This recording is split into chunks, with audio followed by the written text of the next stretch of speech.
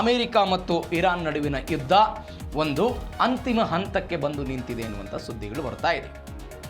ಏನು ಸುದ್ದಿಗಳು? ಇಡೀ ವಿಶ್ವದ ಕಣ್ಣು ಇದೀಗ ಪಾಕಿಸ್ತಾನದ ಮೇಲೆ ಸಹಜವಾಗಿದೆ. ಬಿಕಾಸ್ ಪಾಕಿಸ್ತಾನ ಮಧ್ಯಸ್ಥಿಕೆಯನ್ನು ವಹಿಸ್ತಾ ಇದೆ ಮುನೀರ್ ಮತ್ತು ಶಹಬಾಜ್ ಶರೀಫ್ ಇವರ ನೇತೃತ್ವದಲ್ಲಿ ಆಗ್ತಾ ಇರುವಂಥ ಇರಾನ್ ಮತ್ತು ಅಮೆರಿಕಾದ ಮಾತುಕತೆಗಳು ಇದೀಗ ಒಂದು ಹಂತಕ್ಕೆ ಬಂದಿದೆ. ಯಾಕಂದರೆ ಇರಾನ್ ಕೆಲವೊಂದಿಷ್ಟು ಆರೋಪಗಳನ್ನು ಪಾಕಿಸ್ತಾನದ ಮೇಲೆ ಮಾಡಿತ್ತು, ಅಮೆರಿಕ ಪಾಕಿಸ್ತಾನದ ಮೇಲೂ ಕೂಡ ಒಂದು ಡಬಲ್ಗೆ ಮಾಡ್ತಿದ್ದಾರೆ ಎನ್ನುವಂಥ ಸುದ್ದಿಗಳು ಬಂದಿತ್ತು. ಇವೆಲ್ಲದರ ನಡುವೆ ಇದೀಗ ಶಾಂತಿ ಸ್ಥಾಪನೆಗೆ ಪಾಕಿಸ್ತಾನ ಮಧ್ಯಸ್ಥಿಕೆಯನ್ನು ವಹಿಸಿದೆ.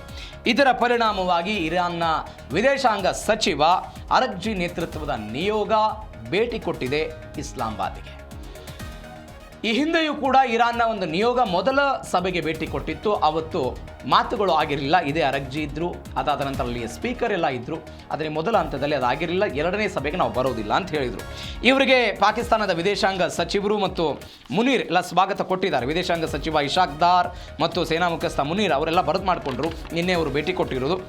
ನೇರ ಮಾತುಕತೆಯ ಮೊದಲು ಈ ಒಂದು ತಂತ್ರಕ್ಕೆ ಅವರು ಹೋಗಿದ್ದಾರೆ ಅಂತ ಪಾಕ್ ಮಧ್ಯಸ್ಥಿಕೆಯನ್ನು ವಹಿಸ್ತಾ ಇದೆ. ಅಮೆರಿಕದ ಪ್ರತಿನಿಧಿಗಳಾದಂಥ ಜೆರೆಡ್ ಕುಶ್ನರ್ ಮತ್ತು ಸ್ಟೀವ್ ಉಟ್ಕಾಪ್ ಅವರಿಗೂ ಕೂಡ ಅವರೇನೋ ಬಂದಿದ್ದಾರೆ ಅಂತ, ಬಟ್ ಅಮೆರಿಕಾದವರನ್ನು ನಾವು ಭೇಟಿ ಮಾಡಲ್ಲ ಅಂತ ಇದೀಗ ಅವರು ಹೇಳಿದ್ದಾರೆ. ನೇರ ಮಾತುಕತೆ ಅಂತ ನಾವು ಮಾಡೋದಿಲ್ಲ ಅಂತ ನಾನು ನಿಮಗೆ ಮೊನ್ನೆ ಹೇಳಿದ್ದೆ. ನೇರವಾದಂಥ ಭೇಟಿ 43 ವರ್ಷಗಳ ಹಿಂದೆ ಅಮೆರಿಕ ಮತ್ತು ಇರಾನ್ ನಡುವೆ ಆಗಿತ್ತು. 1979ರಲ್ಲಿ ಆದಂಥ ಬೆಳವಣಿಗೆಗಳ ನಂತರ, ಅದಾದ ನಂತರ ಇರಾಕ್ ಇರಾನ್ ಅಮೆರಿಕ ನಡುವೆ ಯುದ್ಧ ಆದಂಥ ಸಮಯದಲ್ಲೂ ಕೂಡ ಮಾತುಕತೆಗಳಾಗಿತ್ತು. ಇದೀಗ ಆ ಮಾತುಕತೆಯನ್ನು ಅವರು ತಿರಸ್ಕಾರ ಮಾಡ್ತಿದ್ದಾರೆ. ಎರಡನೇದು ಪ್ರಾದೇಶಿಕ ಶಾಂತಿಗಾಗಿ ಒಂದು ರಾಜತಾಂತ್ರಿಕ ಪ್ರಯತ್ನವನ್ನು ಪಡುತ್ತಿದ್ದಾರೆ. ಹೇಗೆ ಈ ಆಕ್ರಮಣಕಾರಿ ಧೋರಣೆ ಏನಿದೆ, ಈ ದಾಳಿ ಏನಿದೆ ಅದನ್ನು ಬಂದ್ ಮಾಡಬೇಕು ಅಂತ, ಮತ್ತು ಪ್ರಾದೇಶಿಕ ಸ್ಥಿರತೆಯನ್ನು ಕಾಪಾಡಬೇಕು ಅಂತ. ನೀವು ನೋಡಿ, ಇರಾನ್ ವಿರೋಧವಂತ ಕಟ್ಟಿಕೊಂಡಿರುವಂತಹ ದೇಶ ಅಮೆರಿಕ. ಆದರೆ ಅಮೆರಿಕಕ್ಕೆ ಮಿತ್ರ ದೇಶಗಳಾಗಿರೋದು ಇರಾನ್ನ ಸುತ್ತಮುತ್ತಲೂ ಇದೆ. ಹೀಗಾಗಿ ಪ್ರಾದೇಶಿಕ ಶಾಂತಿ ಬೇಕು ಅಂತ ಅವರೆಲ್ಲ ಹೇಳ್ತಿದ್ದಾರೆ.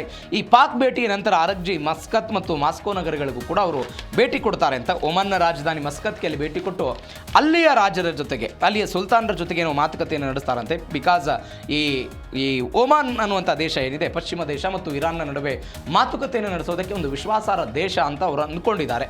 ಹೀಗಾಗಿ ಅಲ್ಲಿ ಭೇಟಿ ಕೊಡ್ತಾರಂತೆ. ಮತ್ತೊಂದು ರಷ್ಯಾದ ರಾಜಧಾನಿ ಮಾಸ್ಕೋಕ್ಕೆ ಅವರು ಹೋಗ್ತಾರಂತೆ. ಬಿಕಾಸ್ ರಷ್ಯಾ ಈ ಯುದ್ಧದಲ್ಲಿ ಇರಾನ್ಗೆ ಸಪೋರ್ಟ್ ಮಾಡಿದ್ದನ್ನು ನೋಡಿದ್ದೀವಿ. ಈ ಎಲ್ಲ ಕಾರಣಗಳಿಗಾಗಿ ಇಲ್ಲೆಲ್ಲ ಭೇಟಿ ಕೊಡ್ತಿದ್ದಾರೆ. ಇವುಗಳಿಂದ ಒಂದು 3 ಸಂದೇಶಗಳನ್ನು ಕೊಡೋ ಪ್ರಯತ್ನವನ್ನು ಇರಾನ್ ಮಾಡ್ತಿದೆ ಅಂತ. ಒಂದು, ನಮ್ಮ ಜೊತೆಗೆ ಬೇರೆ ಬೇರೆ ದೇಶಗಳು ಕೂಡ ಇದೆ ಅನ್ನುವಂಥ ಒಂದು ಸಂದೇಶ. ಎರಡನೇದ್ದು, ನೆರೆಹೊರೆ ದೇಶಗಳೊಂದಿಗೆ ಶಾಂತಿ ಮಾತುಕತೆಯನ್ನು ನಡೆಸುವಂತಹ ಪ್ರಯತ್ನವನ್ನು ಮಾಡೋದು. ಇದು ರಾಜತಾಂತ್ರಿಕ ಯತ್ನ ಆಗ್ತಾ ಇರೋದು ಇರಾನ್ನ ಕಡೆಗೆ. ಇದರ ಜೊತೆಗೆ ಒಪ್ತಿಲ್ಲ ಇರಾನ್, ಬಿಡ್ತಿಲ್ಲ ಡೊನಾಲ್ಡ್ ಟ್ರಂಪ್ ಅಂತ. ಸಹಜವಾಗಿ ಯುರೇನಿಯಮನ್ನು 450 kg ಯುರೇನಿಯಮನ್ನು ನಮಗೆ ಕೊಡಬೇಕು, ಯಾವುದೇ ಕಾರಣಕ್ಕೂ ಪರಮಾಣನ್ನು ಮುಂದಿನ 20 ವರ್ಷಗಳ ಕಾಲ ನೀವು ತಯಾರು ಮಾಡಬಾರ್ದು ಅನ್ನೋದು ಅವ್ರದ್ದು. ಆದರೆ ನಾವು 5 ವರ್ಷಕ್ಕೇನೋ ಓಕೆ ಅಂತೀವಿ ಅಂತ ಇರಾನ್ನವರು ಹೇಳ್ತಿದ್ದಾರೆ ಅಂತ ಸುದ್ದಿ. ಈ ವಿಚಾರದಲ್ಲಿ ಇವರಿಗೆ ಭಿನ್ನಾಭಿಪ್ರಾಯಗಳಿದೆ. ಹೀಗಾಗಿ ಯಾವುದೇ ಕಾರಣಕ್ಕೂ ಅವರು ಒಪ್ಕೊಳ್ತಾ ಇಲ್ಲ. ಮತ್ತೊಂದು, ಹಾರ್ಮುಜ್ ಜಲಸಂಧಿಯಲ್ಲಿ ತೈಲ ಹಡಗುಗಳ ಮುಕ್ತ ಸಂಚಾರಕ್ಕೆ ಅನುವು ಮಾಡಿಕೊಡಬೇಕು ಅಂತ ಅಮೆರಿಕ ಹೇಳ್ತಾ ಇದೆ. ಸ್ವತಃ ಇರಾನ್ ಇವತ್ತೇನು ಹೇಳ್ತಾ ಇದೆ, ನೀವೇ ನೌಕಾ ದಿಗ್ಬಂಧನವನ್ನು ಹಾರ್ಮುಜ್ನಲ್ಲಿ ಹಾಕಿದಿರಿ, ಆ ನೌಕಾ ದಿಗ್ಬಂಧನವನ್ನು ತೆರವುಗೊಳಿಸಿ ಇರಾನ್ಗೆ ಬರುವಂತಹ ಹಡಗುಗಳು ಮತ್ತು ಇರಾನ್ ಬಂದರ್ನಿಂದ ಬೇರೆ ದೇಶಗಳಿಗೆ ಹೋಗುವಂತಹ ಹಡಗುಗಳಿಗೆ ಮುಕ್ತ ಅವಕಾಶವನ್ನು ಅವ್ರು ಕೊಡಬೇಕು ಅಂತ ಇದಕ್ಕೆ ಅವರು ಒಪ್ತಾ ಇಲ್ಲ. ಇದರ ಜೊತೆಗೆ ಈ ಪರಮಾಣು ಮತ್ತು ಹಾರ್ಮುಜ್ ವಿಚಾರದಲ್ಲಿ ಮಾತ್ರ ಇರಾನ್ ಸಡಿಲಿಕೆ ಆಗುವಂತಹ ಸಾಧ್ಯತೆಗಳಾಗ್ತಾ ಇಲ್ಲ. ಇವೆಲ್ಲದರ ನಡುವೆ ಇರಾನ್ಗೆ ಪಾಕ್ ನಂಬಿಕೆ ದ್ರೋಹ ಮಾಡ್ತಿದೆ ಅನ್ನುವಂಥ ಪ್ರಶ್ನೆ ಇದೆ. ಇದ್ರ ಬಗ್ಗೆ ಮನೆಯೂ ಕೂಡ ನಾವು ಮಾತನಾಡಿದ್ದೀವಿ. ಡಬಲ್ ಕೆಲಸ ಮಾಡ್ತಿದೆ ಪಾಕಿಸ್ತಾನ ಅಂತ. ಯಾಕಂದರೆ ಅವ್ರಿಗೆ ನಿಷ್ಠೆಯಾಗಿ ಮುನೀರ್ ಮತ್ತು ಶಹಬಾಜ್ ಶರೀಫ್ ಕೆಲಸ ಮಾಡ್ತಿದ್ದಾರೆ ಅಂತ. ಒನ್ಸ್ ಅಗೇನ್ ಅಂಥದ್ದೇ ಬೆಳವಣಿಗೆಗಳು. ಪಾಕಿಸ್ತಾನವನ್ನು ಕೇವಲ ಮಧ್ಯವರ್ತಿಯಾಗಿ ನೋಡೋದಕ್ಕೆ ಇರಾನ್ ನಿರಾಕರಣೆ ಮಾಡ್ತಾ ಇದೆ. ಇದರ ಜೊತೆಗೆ ಡಬಲ್ ಏಜೆಂಟ್ ಆರೋಪ ಅದನ್ನು ಅಮೆರಿಕಾದವರು ಮಾಡ್ತಿದ್ದಾರೆ, ಇರಾನ್ ಅವರು ಮಾಡ್ತಿದ್ದಾರೆ. ಇದು ಪಾಕಿಸ್ತಾನದ ಸದ್ಯದ ಪರಿಸ್ಥಿತಿ. ಯಾಕಂದರೆ ಇರಾನ್ ಅಧಿಕಾರಿಗಳ ಜೊತೆಗೆ ಮುನೀರ್ ಸಂಬಂಧವನ್ನು ಹೊಂದಿದ್ರು ಎನ್ನುವಂಥದ್ದನ್ನು ಕೂಡ ನಾವು ನೋಡಿದ್ದೀವಿ. ಇದರ ಜೊತೆಗೆ ಪಾಕ್ ಸೇನಾ ಮುಖ್ಯಸ್ಥ US ಏಜೆಂಟ್ ಆಗಿ, ಅಂದರೆ ಡೊನಾಲ್ಡ್ ಟ್ರಂಪ್ ಅವರ ಜೊತೆಗೆ ಅವರಿರುವಂತಹ ಸ್ನೇಹ ಸಂಬಂಧ, ಡೊನಾಲ್ಡ್ ಟ್ರಂಪ್ ಅವರ ವೈಯಕ್ತಿಕ ಕಂಪನಿಗಳು ಪಾಕಿಸ್ತಾನದ ದಕ್ಷಿಣ ಭಾಗದಲ್ಲಿ ಸೇರಿದಂತೆ ಅಲ್ಲಿಯ ಕರೆನ್ಸಿ ವಿಚಾರದಲ್ಲಿ ಅವರು ಮಾಡ್ತಾ ಇರುವಂಥ ಅವಕಾಶಗಳು, ಅಲ್ಲಿ ಆಗ್ತಾ ಇರುವಂಥ ಹೂಡಿಕೆ, ಅವರ ಕುಟುಂಬ ಅಲ್ಲಿ ಹೊಂದಿರುವಂಥ ಸಂಬಂಧಗಳು, ಈ ಎಲ್ಲ ಕಾರಣಕ್ಕಾಗಿ ಇಂಥದ್ದೊಂದು ಆರೋಪ ಪ್ರತ್ಯಾರೋಪಗಳು ಬರ್ತಾ ಇದೆ. ಇದರ ಜೊತೆಗೆ ಪಾಕ್ನಲ್ಲಿ ಅಘೋಷಿತ ಲಾಕ್ಡೌನ್ ಮಾತ್ರ ಸದ್ಯಕ್ಕೆ ಮುಂದುವರೆದಿದೆ. ಬಿಕಾಸ್ ಇಸ್ಲಾಮಾಬಾದ್ನಲ್ಲಿ ಅನೇಕ ಗಣ್ಯರು ಬರ್ತಾರೆ, ಕಮಿಟಿಗಳು ಬರುತ್ತೆ. ಈ ಕಾರಣಕ್ಕಾಗಿ ಅವರೆಲ್ಲ ಲಾಕ್ಡೌನ್ ಅನ್ನು ಮಾಡಿದರು. ನೀವು ಮೊದಲ ಈ ಮಾತುಕತೆಗೆ ಸಂದರ್ಭದಲ್ಲಿ ಈಗ 10 ದಿನಗಳಿಂದ ಸಂಪೂರ್ಣವಾಗಿ ಸ್ತಬ್ಧ ಆಗಿದೆಯಂತೆ. ಇಸ್ಲಾಮಾಬಾದ್ನಲ್ಲಿ ಸಾರಿಗೆ ಸ್ಥಗಿತ ಆಗಿದೆ, ಮಾರುಕಟ್ಟೆಗಳು ಬಂದಾಗಿದೆ. ಇದರ ಜೊತೆಗೆ ಅಲ್ಲಿ ರೆಡ್ ಝೋನ್ಗಳನ್ನು ಅಳವಡಿಸಲಾಗಿದೆ, ಸಾರ್ವಜನಿಕ ಪ್ರವೇಶವನ್ನು ನಿರ್ಬಂಧಿಸಲಾಗಿದೆ, ಸಂಪರ್ಕ ರಸ್ತೆಗಳು, ಹೆದ್ದಾರಿಗಳು ಎಲ್ಲವನ್ನು ಕೂಡ ಬಂದ್ ಮಾಡಿಕೊಂಡಿದ್ದಾರೆ. ಅಗತ್ಯ ವಸ್ತುಗಳ ವ್ಯತ್ಯಯವು ಕೂಡ ಅಲ್ಲಿಯ ಸಾರ್ವಜನಿಕರಿಗೆ ಉಂಟಾಗಿರೋದು. ಹೀಗಾಗಿ ನಗರ ಸೇನೆ, ಅದಾದ ನಂತರ ಅರೆ ಸೇನಾ ಪಡೆಗಳನ್ನು ಕೂಡ ಅಲ್ಲಿ ಇರಿಸಲಾಗಿದೆ.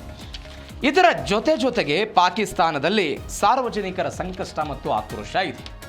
ಏನು ಸಂಕಷ್ಟ? ಬಡತನದ ಮೇಲೆ ಪ್ರಭಾವ. ಮೊದಲೇ ನಾನು ಆವಾಗಲೇ ಹೇಳಿದ್ದೀನಿ, 1958ರಿಂದ ಪಾಕಿಸ್ತಾನ ಇಲ್ಲಿ ತನಕ ಈ ಇಂಟರ್ನ್ಯಾಷನಲ್ ಮಾನಿಟರಿ ಫಂಡ್ ಕಡೆ 20 ಬಾರಿ ಸಾಲ ಎತ್ತಿದೆ. ಏನಂತ? ಪ್ರತಿ ಬಾರಿಯೂ ಕೂಡ ಪಾಕಿಸ್ತಾನ ಕೊಡುವಂತಹ ಕಾರಣ ಏನು ಅಂತ ಹೇಳಿದ್ರೆ, IMF ಮುಂದೆ ನಾವು ನಮ್ಮ ದೇಶದ ಆರ್ಥಿಕತೆಯನ್ನು ಸುಧಾರಿಸುವ ಕಾರಣಕ್ಕಾಗಿ IMFನಿಂದ ಸಾಲ ಪಡೆದುಕೊಳ್ತಾ ಇದ್ದೀವಿ ಅಂತ. ಇವತ್ತು ಪಾಕಿಸ್ತಾನದ GDP ಆಗಿರ್ಬೋದು, ಪಾಕಿಸ್ತಾನದ FDI ಆಗಿರ್ಬೋದು, ಪಾಕಿಸ್ತಾನದ ಒಟ್ಟಾರೆ ಬೆಳವಣಿಗೆ ಆಗಿರ್ಬೋದು, ಅಲ್ಲಿರುವಂತಹ ನಿರುದ್ಯೋಗದ ಪ್ರಮಾಣ ಆಗಿರ್ಬೋದು, ಅಲ್ಲಿರುವಂತಹ ಕೈಗಾರಿಕೆಗಳು ಎಲ್ಲವೂ ಕೂಡ ಕುಸಿತ ಆಗಿಬಿಟ್ಟಿದೆ. ಹೀಗಾಗಿ ಈ ಎಲ್ಲ ನಿಷೇಧಾಜ್ಞೆ, ಈ ಎಲ್ಲ ಲಾಕ್ಡೌನ್ನಿಂದ ಒನ್ಸ್ ಅಗೇನ್ ಇವತ್ತು ಪಾಕಿಸ್ತಾನ ಜರ್ಜರಿತವಾಗಿ ಹೋಗಿದೆ ಆರ್ಥಿಕ ದೃಷ್ಟಿಯಿಂದ.